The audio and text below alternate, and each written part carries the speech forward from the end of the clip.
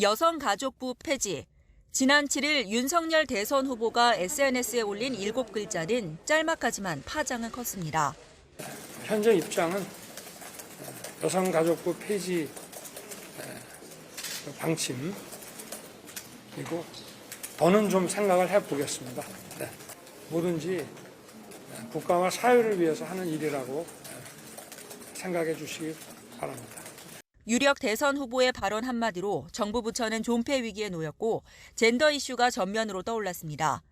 이재명 후보는 여가부 폐지를 넘어선 대안을 제시하라고 압박했고 폐지한다, 반대한다를 넘어서서 이제 좀 뭔가 어떻게 하면 우리 사회가 더 개선될 수 있는지에 대한 대안을 좀 많이 말씀해 주십니다. 심상정 후보는 여성가족부 강화라는 글을 올리며 맞불을 놨습니다.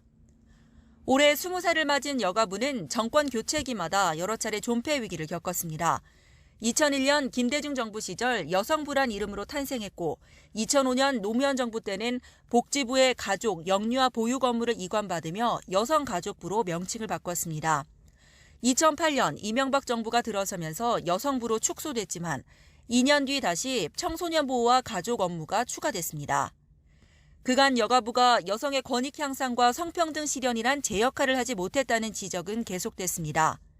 하지만 여가부 전체 예산은 정부 예산의 0.2% 수준에 불과하고 이 예산도 오로지 여성만을 위해 편성된 게 아닙니다. 여성과 성평등 정책 관련해서는 단 7.2%만 편성됐고 80%가 가족 돌봄과 청소년 보호에 쓰이고 있습니다. 이런 상황에서 여성가족부는 올 한 해 청소년 정책 주무부처로서 역할을 강화하겠다며 부처명에 청소년을 포함시키겠다는 계획을 발표했습니다. 그러면서도 명칭 변경이 부처 폐지 논란과는 상관이 없다고 선을 그었습니다.